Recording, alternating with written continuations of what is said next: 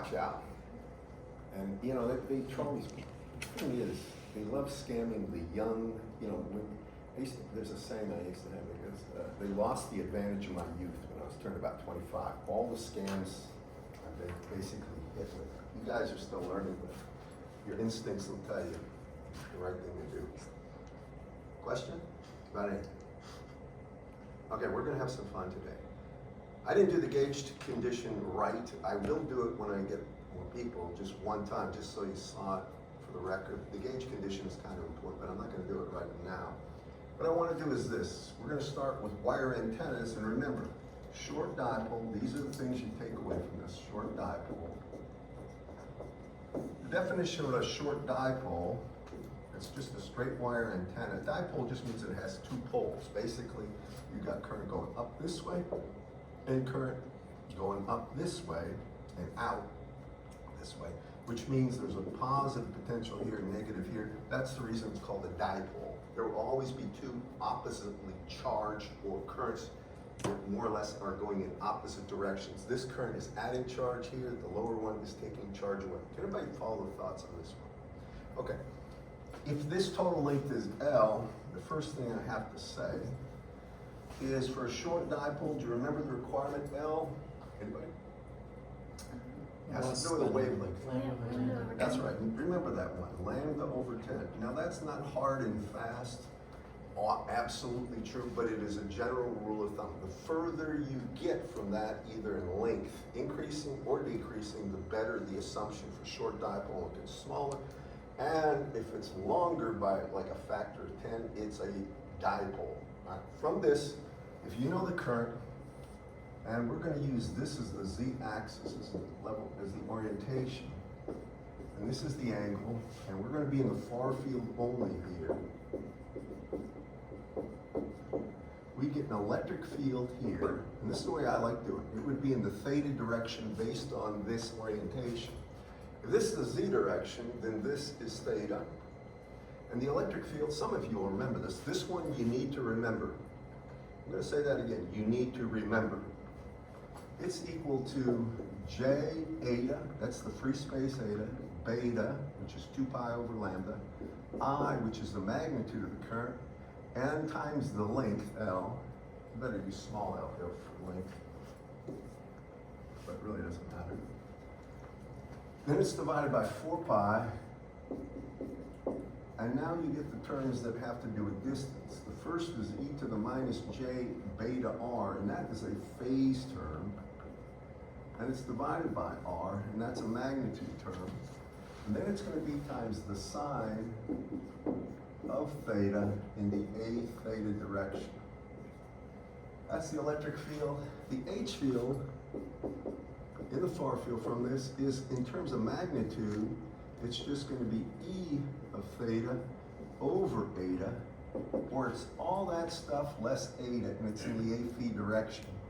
So it'll be simply J beta I L, that's the weight of the magnitude, over 4 pi. Then you're going to get the e to the minus j beta r over r term, the sine of theta, and you're going to get a phi. The units for electric field are always volts per meter, and for magnetic field are amps per meter. By the way, is it going to rain later today? I don't think so. Really? I'm done swimming. I got my exercise, and I'm just curious. I'd like to play with test. There is a 15% chance from 4 p.m. to 10 p.m. So Is that weather.com? This is just the weather app on the iPad. Okay, I don't. It's There's a big, you go to AccuWeather, check weather.com, and check WeatherBug. You're going to see 3 different estimates of the same event.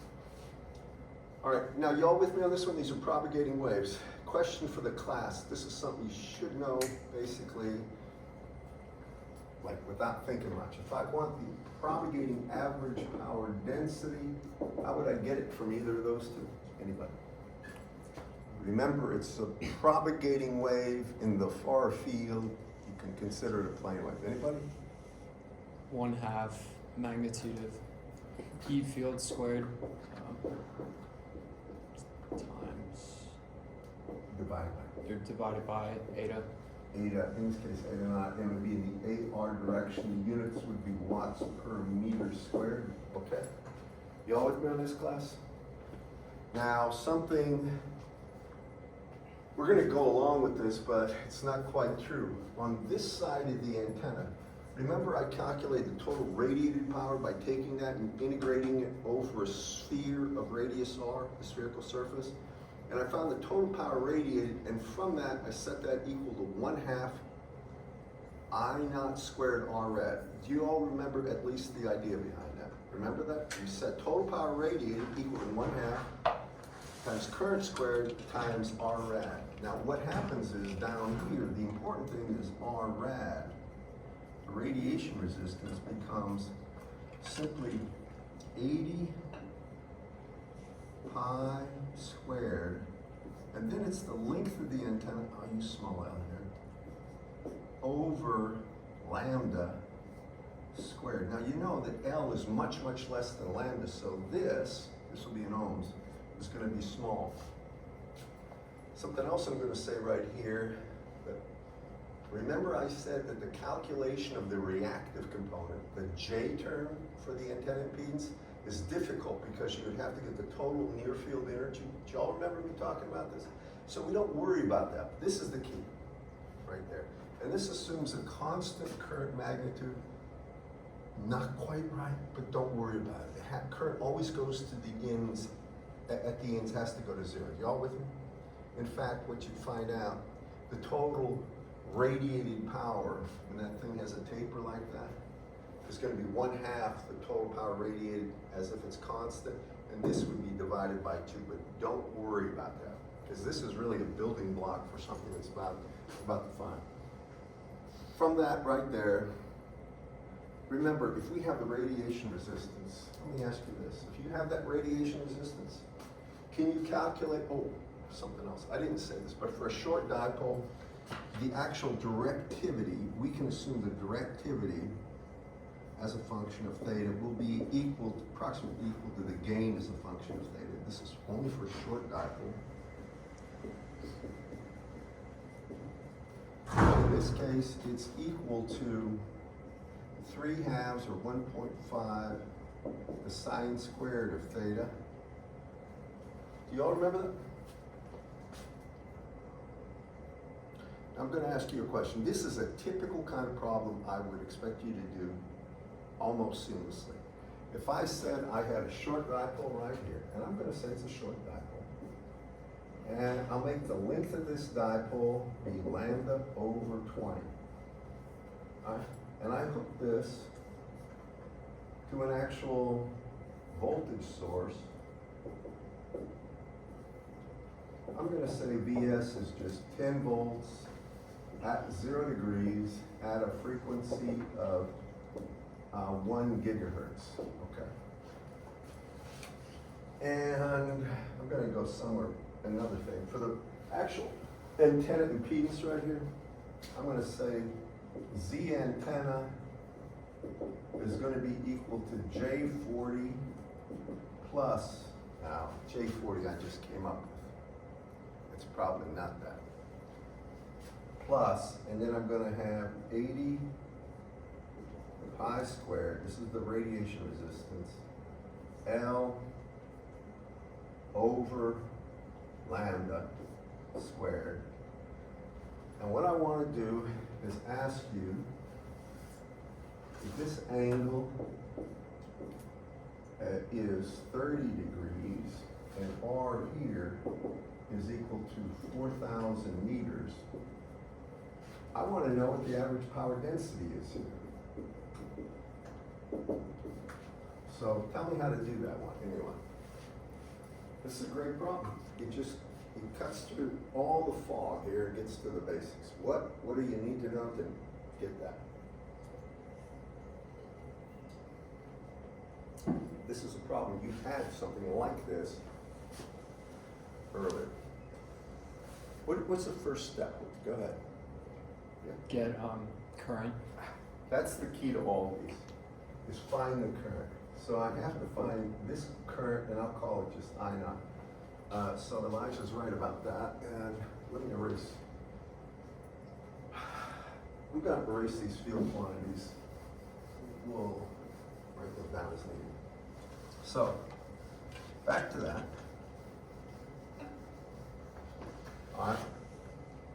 How do I get this I value? I naught. Now just, I want to make sure I got everybody's attention. This is a kind of a thing that you should have no problem doing. First thing, think of that as a circuit. Here I got a voltage, right? The voltage is 10 volts, right? And don't worry about the angle. You don't care about it. Then I've got something with a radiation resistance, which I don't know. Somebody can give that to me. And I've got a reactive component here of J40. So ohms. So I need that radiation resistance. I said it's lambda over 20. So I'm gonna have lambda over 20 divided by lambda. I have 1 over 20 squared, right? That's 1 over 400. Do you agree? 1 over 20 squared is 1 over 400. 1 over 400 divided into 80. 80 by 400 is 8 by 4 or 1/5. Do you agree with that? If it was, did you say 80 divided by 400? Well, here's, yeah, hold on. Yeah, if you take a look, right, but just bear with me, all right?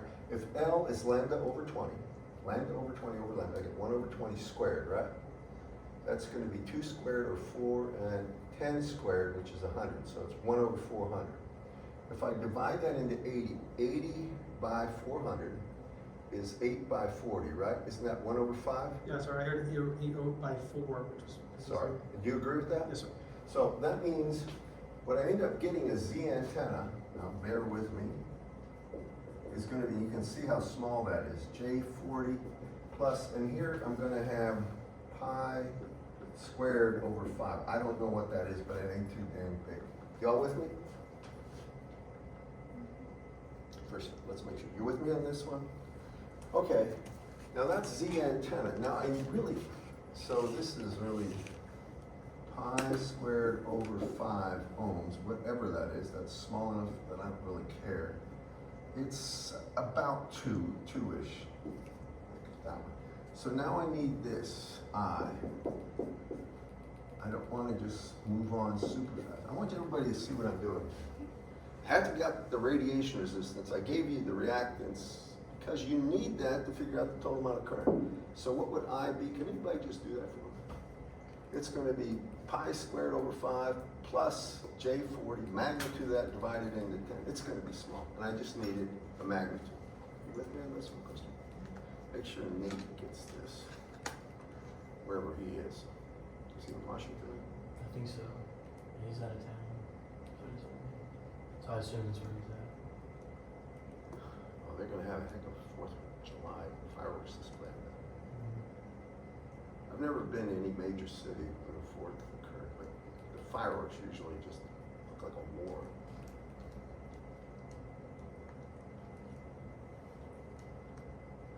I can put it up here, but it's really just like V source over magnitude R rad plus J40, whatever that is.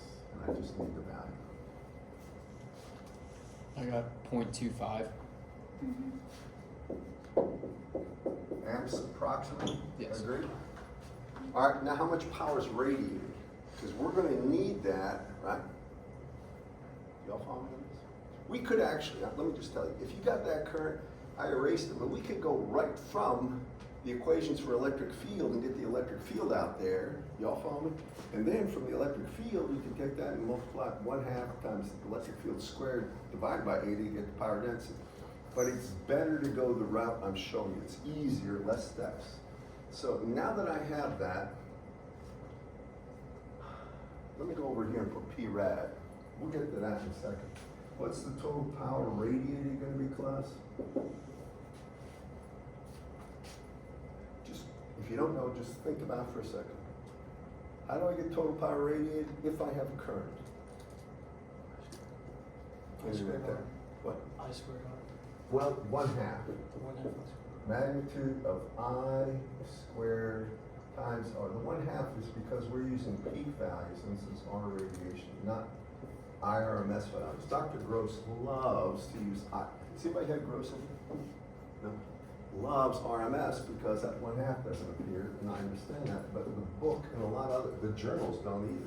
So you got R rad is pi squared over 5. Can you tell me that power radiated? Anyway.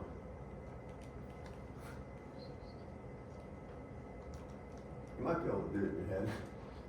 It's pi over 160.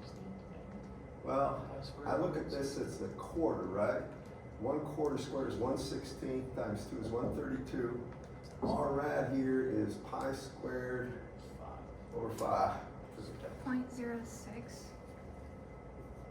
0.06 watts. Anybody else confirm, deny? You got that? Okay. Everybody with me? All right, now we got that. We're almost there. How do I get the power density? Right here.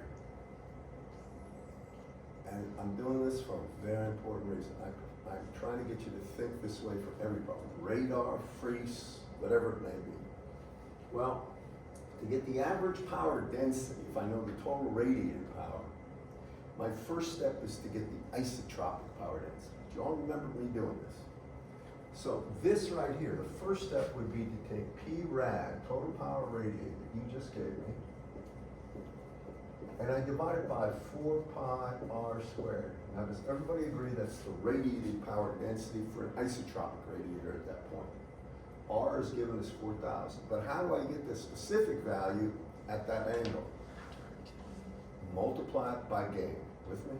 Or directivity. And you have to know the gain of directivity for a short dipole. It's 1/2.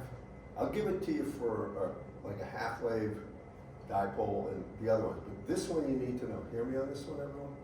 So this is going to be times 1/2 or I'm sorry, not 1/2, 3/2 or 1.5. I'll put 1.5 down here times the sine squared of, in this case, it's 30 degrees. Do you agree?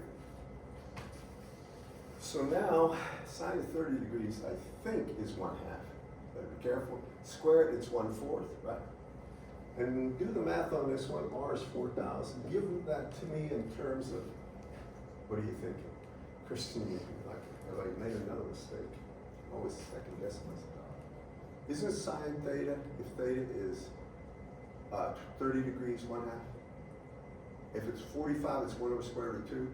If it's 60, it's square root of 2 over 3, right? Anybody got it?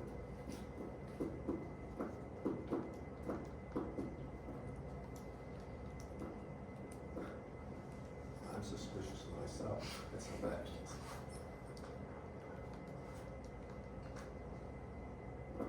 Anybody going down to the Gulf for the 4th? You are? He's got a Panama City Beach. Pretty sure the person who sits here, I'm forgetting his name, did. What's that? The person who sits next to me did. Not Nate, the other one who sits here. Riley. Riley, I'm pretty sure Riley went down to the beach for the 4th. I don't blame him. I love the beach. I'm a beach junkie. I mean, beach bum and a half. I got 4.37 times 10 to the -10th, but I could be wrong. So that would be watts per meter squared in the AR direction. Could somebody just check that real quick? I'm not doubting. I don't think I squared something. Well, I got P rad, what is that, 0.0, so it's 6 times 10 to the minus 2 over 4 pi. R is 4 times, so that's gonna be, yeah, it might be. It might be. Anybody? I got 1.15 to the -10th. Did you do the 1.5 times this? 1.15 times 10 to the minus 10, and that would be watts per, anybody, watts per meter squared? I got what he got. You got what? I got what he got. What Elijah had? You got that? I have a feeling, and you I know, think this is the kind of things, I don't know where the error is, but I'm going to tell you one thing. Based on some of the stuff I've seen in quizzes and this last thing, I gave an exam in my other class. A lot of times, it's not the theory that you don't understand, it's being sloppy with math. And one fella after class actually talked, just simple integrations, Dennis. I mean, if you really, you know, that's it, right, whatever, use your calculator. Okay? Now, the only answer out loud. Now we have the power density. So if I wanted the electric field, how would I get it? Not the usual suspect, somebody else. Grace, do you want to try it, or? I mean, how would you, if you got the power density, how would you get the electric field? Hint. Yeah. Just work it backwards. Yeah, 2 times average power density times 8 square root seems to work, and it does. And if you had the electric field, not you, if you had the electric field, now how would you get the H field? Let me just Isn't have it the divide by 2? 8, 10, not, right? Divide by Yeah. 125. Sorry, I put you on this. I'm just trying to have fun on this day before the 4th kind of class, or class before the. Yeah, so you should be able to nail these things. For a short dipole, just check, check, check, check. Follow me? Get current from current, get power radiated from power radiated, get isotropic power density, point of observation, multiply by gain, get actual power density. Once you have power density, it's 1/2 magnitude of E squared over 8 Get E if needed, and then get H by dividing by 8 Check, check, check. With me? Now, if it was radar, up to this point, everything would be the same, power density. But radar has a target, got that up? A target size in meters squared, follow me? So then you would need to get the total reflected power. It would be this power density times the size of the object, or the radar cross-section. You got that? That's the total power reflected. And that thing scatters just like an isotropic radiator. So take the total power reflected. I'm just going to complete my thought here. I'm not going to do it. Total power reflected. Do you all understand how to get that? Power density times the size of the object you're collaborating with radar. Then you divide that by 1/4πr², and now you have the power density back at the radar. With me? Isotropic, but you don't have the power received. Now you have to multiply that by the size of that antenna, right? And that is called the electrical aperture, right? And that's lambda squared over 4pi times again. Y'all with me on this? Same gain as before, because it's aiming at the same point. Got that? Now, I did that for a reason, because somehow when I'm teaching, it's like, okay, we finished this section on radar, we don't need to know it after this, we move on, and I promise you, you gotta know it.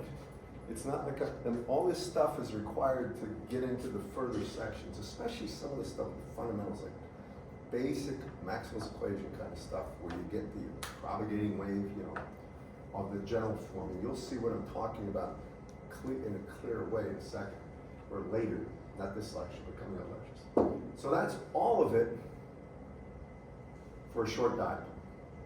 Now for the half-wave dipole, do y'all remember me talking about the current distribution being a sine wave for a half-wave dipole? If you don't exactly, stay with me. I'm trying to tie this all together. We're going to do the same exact thing, only now for a half-wave dipole, which is the most common. So we can actually do it for an arbitrarily long dipole, but I prefer the half-wave first.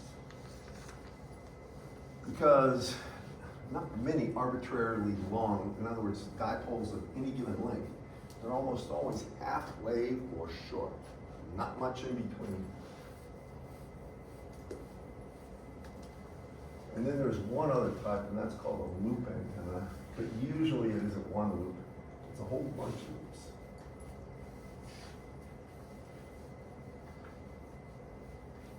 All right, next. Here's what we get. Now we have a dipole. This one's going to be long,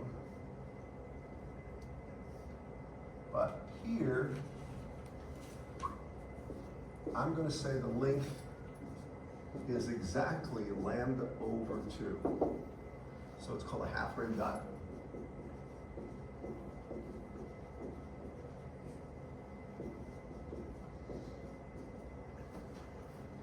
And it has a current distribution that looks like this, which is kind of cool. It's an exact half-wave. So if this is the magnitude of I of z, And this would be L over 4. And down here it'd be minus L over 4. And this would be the z-axis. This would be 0, so the actual, it's called the differential input, is right at the actual origin, and that's the z-axis. And this would be the actual current distribution. And here it'd be a magnitude of I naught. So for a half-wave dipole, the I of z is going to be equal to I naught here. And then they'll have it as sine of, and I think the way he, yeah, in Whitmer spoke, he's going to have beta, and then it's going to be, the way he has it is L over 2 minus the magnitude. I think it's this way for z, of z. No, I think he puts z here, and he puts for z greater than 0, and then for less than 0, it'll be plus z here. I think he actually breaks it that way. And if you look at this, so beta is, if you look at just the argument, inner argument, if I have beta times L over 2 minus magnitude of z, if z is equal to 0, now you got beta, which is 2 pi over lambda. This is lambda over 4 here, because L is lambda over 2 total length. Divided by 2 is lambda, it's going to be lambda over 4, and then z is 0 at z equals 0. So that's going to be pi over 2 would be the argument in here, the sine. What's the sine of pi over 2? 1. It's going to have a peak value there. And then at the edges, when the length is L over 4, now we get L over 2 minus L over 4, L over 4, and then that means this whole thing, I mean, it'll go to 0 at the ends is basically what I'm going to say. Can you all follow me in this class?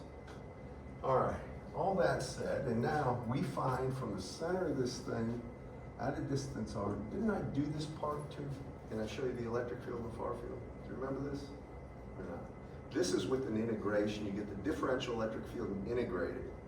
But at the end of the day, you find out if we're the far field, so R is much longer than really 2 pi over lambda. Do you remember that for the far field requirement for a straight dipole? I'm throwing a lot at you quickly, but I'm assuming at least I'm jogging your memory on this. You end up with an electric field.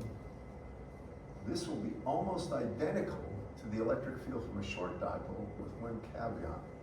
It's a complicated expression. E field here in theta direction is going to be equal to J60 times I, and I is going to be the peak value.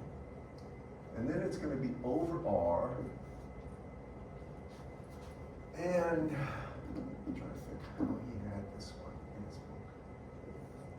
He's going to have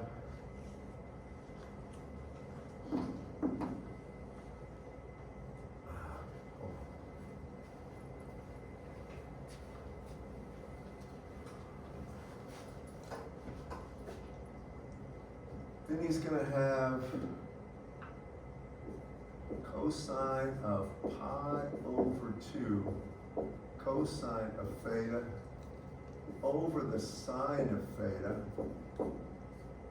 in the A theta direction, and this will be volts per meter. I'm trying to remember what, let me get this on the page, because there's ways of writing this, I believe, that are different. You gotta be kidding. I did it again. My glasses and got my phone. All right. I'll tell you exactly where this is, so you'll know.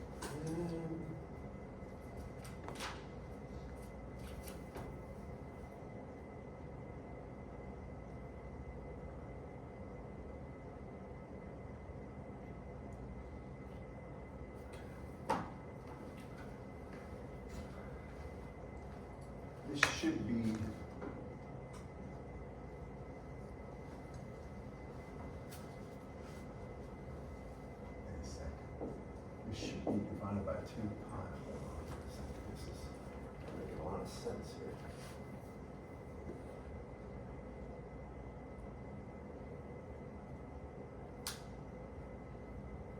There should be an 8 in there, yeah. Let me put it this way. Here, I'll rewrite this thing. The electric field for this one, I'll show you the way I normally get this, but it's going to be J eta times 60. Now it makes sense. I'll get to this thing, over 2 pi. And then it's going to be, and I forgot the e to the minus j beta r term too, but it will be e to the minus j beta r here over r.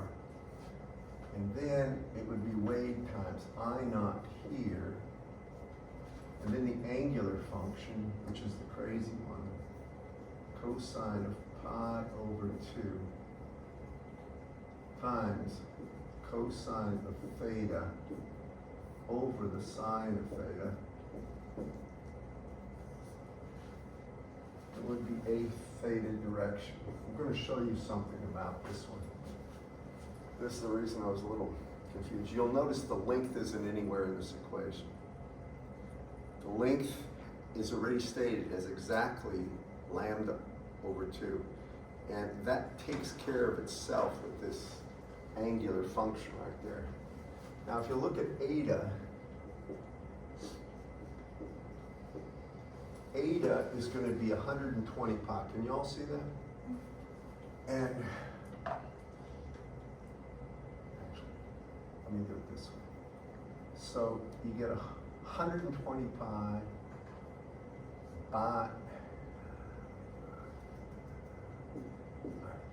120 pi by 2 pi.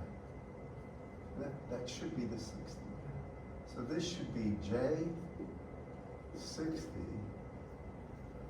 I'm sorry, it should be J 60. This is the way I write this. Times I naught. Then it'll be e to the minus j beta r over r. And then times this angular function times cosine of pi over 2 cosine of theta over the sine of theta. Get out of your way, a theta. Volts per meter. Sorry, I was messing around. This is the one that I use all the time if I'm doing this, if I need to get the E field directly. But I'm going to show you how you really should do it. Remember, that's the E field with, see that angular sign there that's crazy? Now, Whitmer's book does this. He's going to take and he's going to state this function, angular function, but it's going to be squared, and he's going to call it capital F of theta. You with me? So I want you to write this down. This is the way I would do this problem. Where I would, anytime I'm looking at a half-wave dipole, this is what I look for. First, and if and only if the length is exactly lambda over 2 for the dipole. This is true.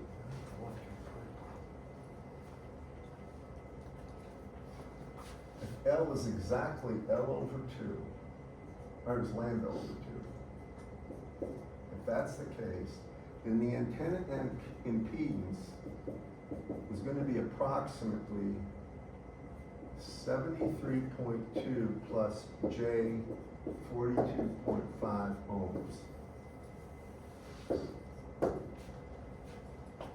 Y'all with me on that? Now if we make that antenna, if we cut it down to be, instead of exactly lambda over 2, which would be 0.5 lambda, if you make it 0.485 lambda, the imaginary part goes away. It's about 72 ohms. So right under here, if L equals 0.485 lambda, this is in his book, all of a sudden the antenna impedance is strict real, and it's about 72 ohms. And that's important. That's what it is if it's exactly. Y'all with me on this one, class? Usually they'll cut it down because the actual directivity and all that stuff is just about unaffected. It's you can't tell the difference. But if that's the case, And we got the directivity. Remember, if you get the E field, you can get the power density. If you get the power density and you integrate it over the surface of the sphere, you get total radiated power. If you have total radiated power, you set it equal to 1/2 I naught squared times R rad, you can get R rad. You all with me on this? So at the end of the day, you can get R rad. And when you do this, Wentworth's book's gonna say this. I want you to write this down. E uses a capital F of theta, and it's gonna have that equal to cosine of pi over 2 times cosine of theta all over the sine of theta squared. He uses that, and then he says the directivity of lambda over 2 dipole, and I'll get out of your way, is equal to the gain of a lambda over 2 dipole, and it's equal to 1.64 times this f of theta. Now that's the f of theta. Can y'all follow me on this one? With me? If you, and here's the reason I'm doing it this way. So if you have a voltage source connected, first thing you would do, if it's an exact half-wave dipole, is use this impedance to calculate the current. With me? Then if you had the total current, now you could find the P radiated, and that's just going to be equal to 1/2 magnitude of that current squared times R rad, and R rad, if it's an exact half wave, would be equal to 73.2 ohms. You notice 73.2 and 72 ohms is almost the same. Can you all see this, class? It's so close, it's really not worth, it's not worth arguing about. But this is total power radiated. Now when you have the total power radiated, and you want the power density at a point, right? To get the actual average power density, and then the electric field. So if you want the average power density at any given range R at a given angle theta, that I didn't put down,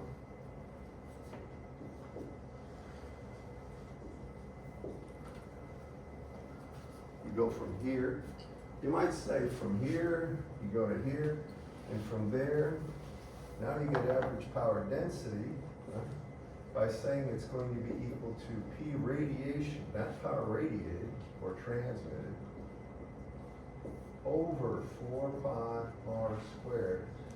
That's the isotropic power density. Then you multiply it by the gain or directivity, whatever you want to call it. And you multiply it by 1.64 times this F of theta. Now, in fairness, what I'm going to do for you, if I give you a half-wave dipole or anything with a long dipole, I will give you the directivity formula for the average power density. I mean, directivity formula, sorry. I will not give you this exactly, but I'll give you this information right here so you can get it. And to be frank about it, I expect you to know this.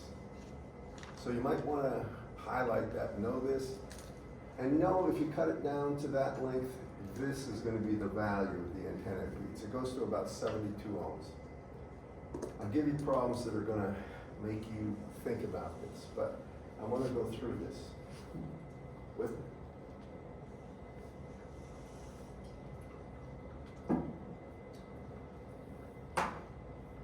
I think in his book, and I just didn't mention this, he talks about if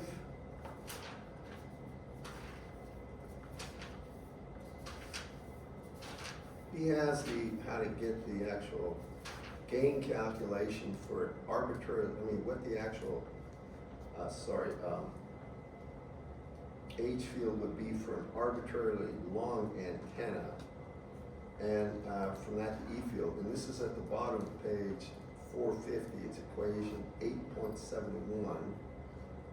Just write down equation 8.71. And then he gives in equation 8.74 the function of angle. I'm not concerned about that for a reason. Because, you're basically, you're juniors in here, correct, class? You're going to be dealing with Is there anybody a senior or grad student? Are you a senior? You're both seniors? You're a senior? Okay, well, are you planning on taking the antennas course? Anybody? If you're planning on taking it, they'll go into much more detail about this. His is sort of a broad brush right here that he's showing you the things you need to know in general. But a lot of the higher level proofs and stuff you don't need to know as an applications engineer in the real world. You'll need to know it if you're going to get into advanced stuff where you're designing antennas. But right now, this is sufficient. And now, last thing I got to cover is the loop antenna. And let me add one thing. This is called the small loop. The gain and directivity for the small loop, which is on page 446, is identical to that of an actual short dipole. The difference is the radiation resistance. So let me show you this one next. And I'll get to the key things. To prove this is beyond what we cover in this class. It has to do with special functions for the actual current, and those are trying to think actually. Cylindrical vessel function, if there's another name for them. But they're a special function. I'll just cut to the chase on this one. That's got a whole lot of time. Doing theory. So this is called a small loop antenna.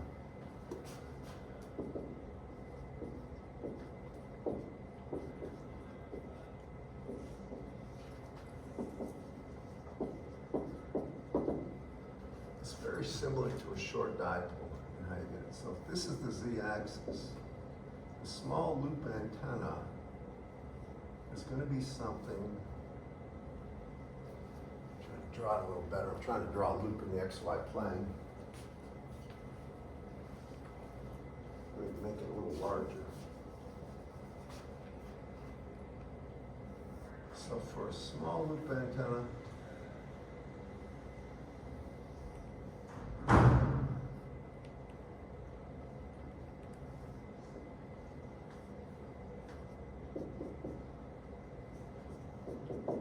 of radius A, and all the current is circulating. This is supposedly going to be the XY plane here.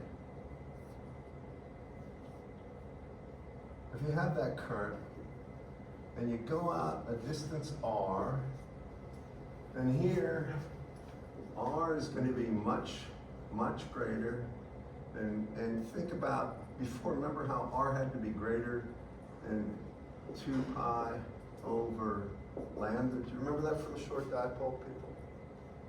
Well, now the length isn't 2 pi over lambda. I mean, I'm sorry. Now what happens is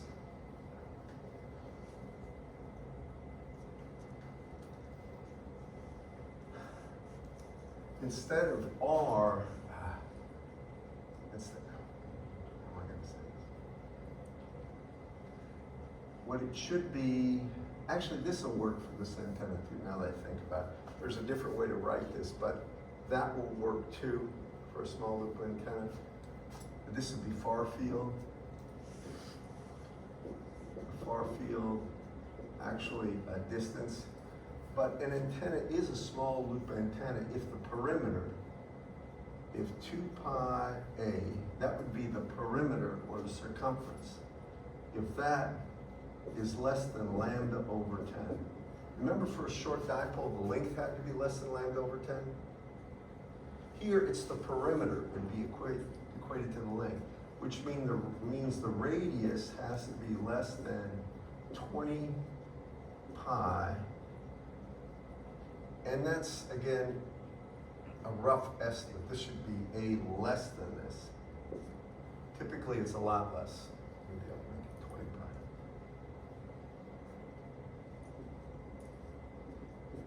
I believe that's right. There might be other ways of doing it, but a small loop antenna means this. If you take a look at the diameter compared to wavelength, diameter is much less than 10. That's sort of the bottom line. Okay, so if you have this, you're at a radius r at an angle theta. I want to tell you how it's done mathematically. When they say a small loop antenna, they're going to assume the current I is going to be the same everywhere. Can you follow me on this, class? Now, if it's the same everywhere, oh, these are called elliptic intervals. And you want to get the actual value of the electric field here. What you do is you start by getting the magnetic vector potential as before. You take a differential length current. Remember, that is in the XY plane, or it's azimuthal.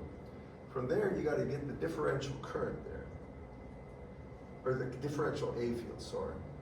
Once you get that differential A field, then you have to integrate around that whole loop. That's called an elliptic integral that we would use. In graduate school, we do these kind of problems.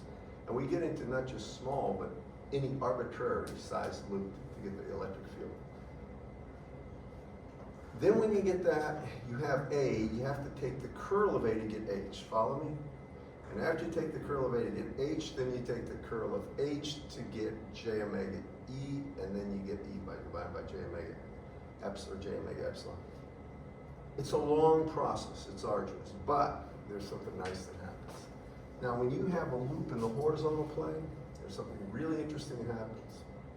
Remember the electric field for any short dipole. The electric field is always going to have a component that it is more or less is a projection of this axis. If you think about the electric field, like if this is the antenna and there's current in this direction going up, then if I come out at distance r, the electric field is like this. If I come down here, the electric field is straight down. If I come down here, this is the way the electric field would point. If you think about this being in the plane of the board, the electric field is in the plane of the board. You with me? Now when you have a loop antenna, I'm going to do it this way. I'm going to put the loop, call this X, call this Y, and let's put the loop right here with a given current I. Everywhere the same, radius of this is A. Now if you come out here at a given distance r away, the electric field is not in the z direction. The electric field will be in the azimuthal direction. If you actually went straight out r, and assume r is like out here, okay? But the electric field will have a component that will literally be in the direction of the current. This would be the electric field. It would be in the phi direction. Can you at least kind of get an idea about this? For instance, if a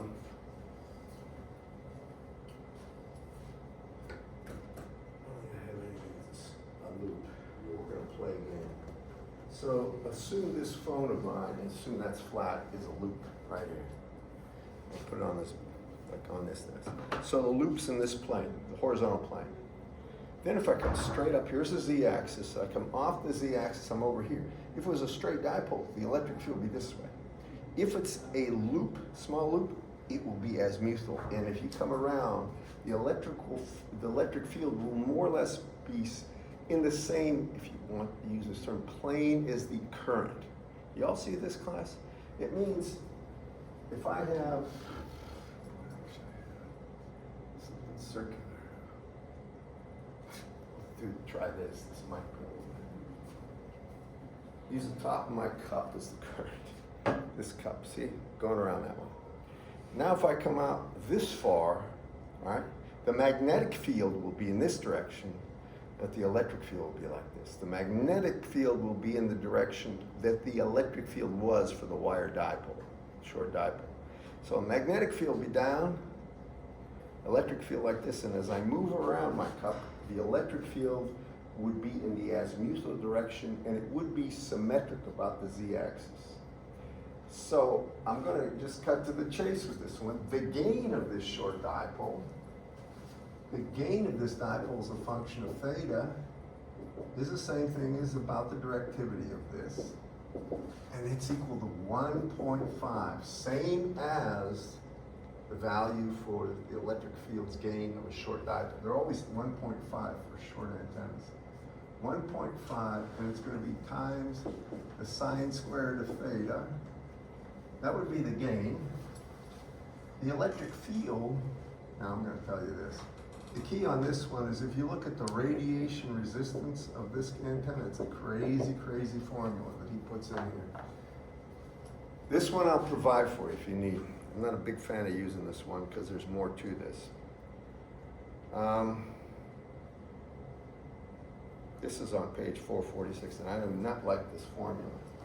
First, he says that this loop is going to have an area right here, S, and that's going to be pi a squared. That's just the actual, it's really the area of a plate. Think of it that way. You with me, class? Cross-sectional area in there. So it uses S squared, and the radiation resistance, he likes doing it this way. It's going to be, I don't like this at all, 320, and it's going to be pi to the fourth, and then it's going to be S, and that's this right here, pi a squared over lambda squared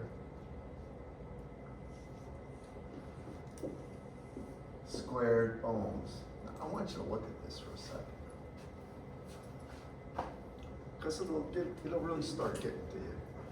Can everybody see that if I take pi a squared and I put it in there, now I get pi and I have a squared over lambda squared. So I really have pi squared, so I could basically take pi squared out here and make this pi to the sixth.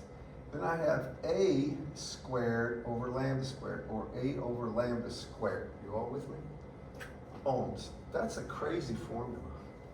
That's for one loop. There are other formulas that basically reduce the complexity of this to one number times the quantity a over lambda squared. You all with me? And you can see how that can be done here if you look. But that's for one loop. Normally, that thing is so ridiculously small, it's less than typically a short dipole the same length. I believe it's less than that. We could check. But here's the thing. Usually for a small loop antenna, they don't have one loop. They'll have 10, 20, 100 loops right on top of each other. Have you ever seen these coiled wire antennas?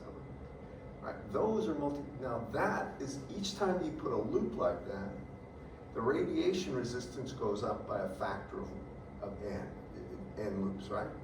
The neat thing about it, the gain goes up by a factor of n squared. Now, he doesn't show you that. I can give you an equation for that.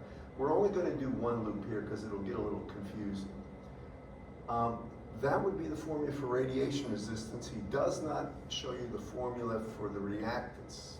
And because the reactance has a lot to do with the thickness of the wire and number of turns. And there's a lot more to be said about this. But this one is just something to touch it, just brush over it and show you. This is kind of the same thing. The takeaway, or this gain is the same thing for a short dipole and for this one, okay? That's the radiation resistance. Now, if you have radiation resistance, don't you have total power radiated? 1/2 times the radiation resistance times I squared is going to give you total power radiated, just as before, correct, class? Once you have total power radiated, you can get the power density for any theta and R. Do you all follow me? You take the isotropic power density, just like we did before. You'll do this, and I'll just show you the steps. Basically, you go from this. Start with get I. That would be the first start. I, which is going to be whatever the source voltage is over all the impedances, and I'll just call it Z antenna plus Z source, magnitude. You're going to get I. That would be the current in that loop antenna or in this short dipole. With me? After that, you get total power radiated. This is one. And P radiated is always going to be 1/2 times the radiation resistance of the antenna times the magnitude of I squared of that antenna. Now you have P radiated. I think you understand the process. The next step is to get the power density at the point. So that's going to be average power density will be equal to P radiated then it's over 4 pi r squared. As before, that's the isotropic power density. And then you multiply it by the gain. And the gain, I'm just gonna put times gain here as a function of theta. Because the gain for the for the short dipole and the loop antenna is the same. Can you follow me, class? That makes it beautiful, in my opinion. I think I said something wrong. The radiation resistance will go up by a factor of n, the number of turns.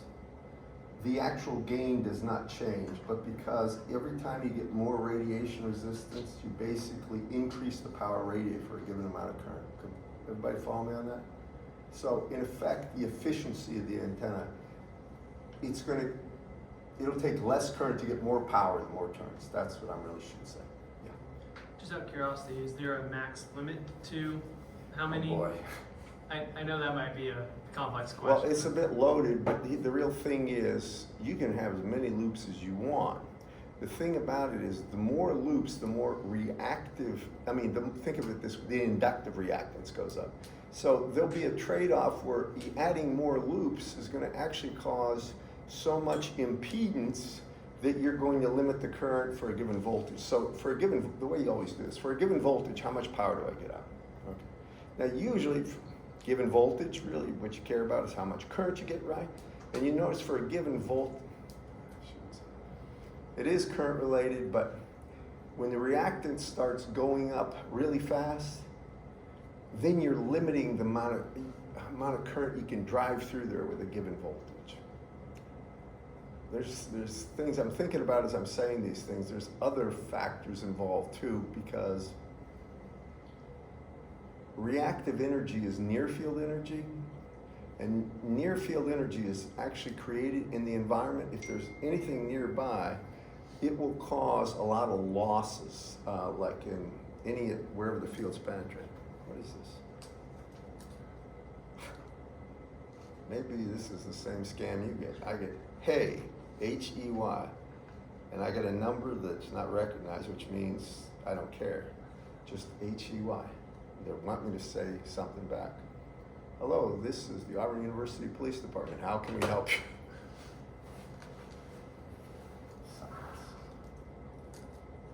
I've never ever done anything like that, played somebody I'm not, but I have a neighbor that did, and she had a ball. And somebody trying to scam, she's an older woman. So we were talking to the sheriff's departments. We're so glad you called. This call was recorded, and we'll be contacting you soon. But she did such a good job, she was so proud of us. Anyway, that's this in a nutshell for these. I'm not really, I think you can tell by my attitude, I'm not going to probably test you too much on this, like at all, unless I give you all the specifics. But at least you should be aware of it. All right, now, next thing is monopoles. This is important. We're going to do monopoles and just try to bring you up to speed with what's going on.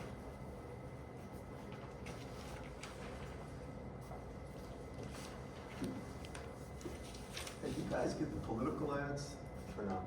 I've got one or two texts where it's like, what do you think about politicians so and so, and it's none of your damn Oh, business. polls? Yeah. No, these are actually things. I'm Steve Marshall. I'm so and so. Basically, all these new people names. I'm running for. It's like jump. It's called your phone number somewhere along the line got put on a specific list from a data broker that sold it, That's irritating. that these operatives buy. Because no matter how many times I block, they got my number, so they just come at me with another number. That's why you see, like on this game I was talking about earlier, it was like in emails, because you can very easily make a program and have a server that just churns out different emails. That way you can get around all the junk things. So it might take, for argument's sake, 2 cents to make and send. And if you get one person to actually pay it, you make your money back for thousands and thousands and thousands of automated text messages, and you just go down the list. There's another scam. I'm probably smart enough to figure this out. So I get 1 million people's phone numbers that have somewhat of an interest in stocks. I'm Joe somebody, and I'm going to give it 10 great stock picks, right? First week, come out, you can check. Now, I only need to get 10, I got 1 million people. That's 100,000 people that I give a unique, it's basically of this, each person gets 10 different things, it's 1 million, right? Now, of that, at least some of these are gonna be correct. Right? I'm gonna hit 1 in 10, that's what I should say, 1 in 10. Probably, everyone's gonna be different. I'm gonna pick different stocks for all these, but 10, most likely. So the 10 that I picked that work, I call them back again. I got new picks for you. Same thing, basically it's gonna cut from 1 million to like 100,000, from 100,000 to really 10,000. You all with me? Here's my next pick, all right? Then you get down one more level, so now you've got 10 picks that were sent out that are exactly right to these people. Or I should say four weeks in a row, you're striking rich. Each one of these things work. This guy's a genius. We're not gonna do this again. If you want in now, it'll cost you 50, 100, something like this, $1,000 for these next picks. Just randomly throw them out there. And again, half are gonna work, half aren't, or something like that. With me. So the ones that work, if you want the next picks, it'll cost you a lot more, right? Basically, the only thing you're doing is the ones that you were right with, you keep giving them answers, and as you keep building their confidence, you don't know what you're doing. Basically, you ask for money, and you'd be surprised with stock people how it works. And the other group of people that get hit with that, and that's sports betting people. Do you know about sports betting? It is like an addictive thing. They've got this on the tennis channel now where you can bet on tennis mats. You know what the expected return on investment always is? Negative. You lose money on average. That's why Las Vegas makes money on stupid people, I should say, on people that aren't good at math. Because if you're good at math, you're not going to do that. You're really looking to make money. It's a loss. And I'm not kidding about this. They sell How to Beat Vegas, and they have all these programs you can buy. You're not going to beat Vegas unless you're counting cards. And you're not going to do that alone. You're going to have a whole team with it. And it ain't easy. But this happens every single day. So now, monopools. I bet you can kind of get an idea what that means. Mono 1, like die 2, right? So here's how come a monopool works first. We're going to take a ground plane here. A ground plane is something that's a good conductor. Like a shield or just a sheet of copper. Here's something interesting. If I put a plus charge at a height h, you know what happens? Well, down here, just think about what happens with lightning. If there's charge accumulating in a cloud, it's actually negative charge in the lower charge center. Then below here, you're going to get a charge density. It's going to be the opposite polarity. You follow me? As a matter of fact, if you look down here and you wanted to know the magnitude of the charge density, the surface charge density, you'd see a Gaussian profile. I'm not going to prove that now, but you'd see a Gaussian distribution. It'd be radially. It'd be a peak value density right under that. Y'all with me, class? Now, you don't need to know that, but here's something interesting. I can go ahead and model the effect of that charge center at a height h. I should say one other thing, by the way. If you wanted to get the electric field at any point, or better yet, the voltage at any point up here, electric field, in general, you would have to solve for the charge density down here and then find the electric field from this charge and then the electric field from this sea of charge, you might say, this plane of charge. At that point, it's a pain in the butt. But what you can do is go down a distance h and just put the opposite charge. You can put minus q here, and then you can remove that ground plane as if it didn't exist.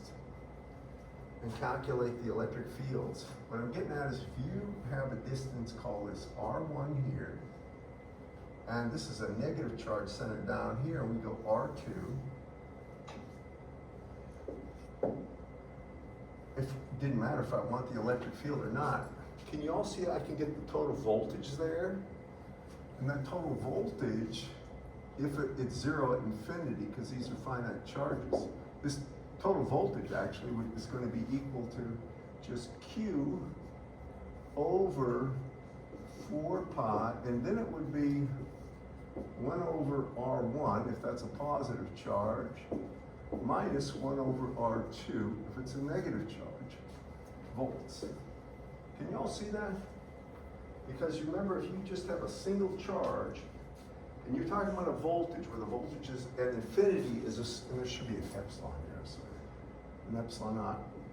And the voltage at infinity is 0, you simply take the charge over 4 pi epsilon naught divided by R, and that is the value of the voltage. Do you all remember that? Now, that's beautiful because I don't have to account for that ground plane. So it gets rid of the problem of the ground plane, but I can't get the voltage below the ground plane because that would be fictitious. The ground plane is a perfect conductor. This is only valid above that. Furthermore, if I want the electric field, the only thing I do is take minus the gradient of that voltage. And I could get it. R1 and R2 would have to be in terms of the position of the point in terms of X, Y, and Z. Do you follow me on this, class? Now with a monopole, think about that concept. Whatever charge here, opposite charge here, same distance above as below the surface. So with monopoles, what they do, and I know I'm already over time, what they do is instead of having a dipole antenna, say this is gonna look like a length of lambda over 4, but it's gonna have the same exact behavior above this plane as a dipole lambda over 2. And now we're going to get a fictitious current here. So we got a current I here, and if this length is L over, or lambda over 4, beneath it, it's going to be lambda over 4 as well. And I'm racing here, but I'm going to tell you the reason you can do this with the current images in the same direction. So here's my ground plane. Are you with me? It's the last thing today. I just want you to see this. Now, I'm going to put a current in this direction, vertically upward. Okay. Now, if you've got a current vertically upward, can you all see how at the top we're accumulating a plus charge, and at the bottom it's a minus charge? Can you all see that? Current would be, the positive charge would be on top, the negative charge on the bottom. So if you image this, go right below here, we would have a positive charge, and this one images would be a negative charge, right? And you can see, look at this, negative to positive. Can you see how that current, it would cause literally an image current to be in the same direction as the current above that? Can everybody see this? I'm just trying to show you this, show you the most simple reason I can think of for that working. Got a lot of different colors there. Just notice. Can you all follow me on this? Now what happens if it's horizontal? Well, if this is a ground plane, and if we have a current like this, right? Y'all with me? It's horizontal now. Again, wherever the current's coming from, which is this would be a negative charge, and the top part would be a positive charge. Are you all convinced of that? The only thing I did is take that and bend it, didn't I? Now, this negative charge images what? Down here, it would be a positive charge, and over here, it would be a negative charge. Can you all see this? Negative, positive, positive, negative, right? Same height below as above. But what does that imply for the current causing this? The current would image in the opposite direction. And that's real important to see, okay? I am about out of time, way out of time actually. What I'm gonna do is I'll pick it up on Monday, I'll give you some homework, not much because it is the 4th, I don't like giving up homework over vacation, but I'm gonna give you some, okay?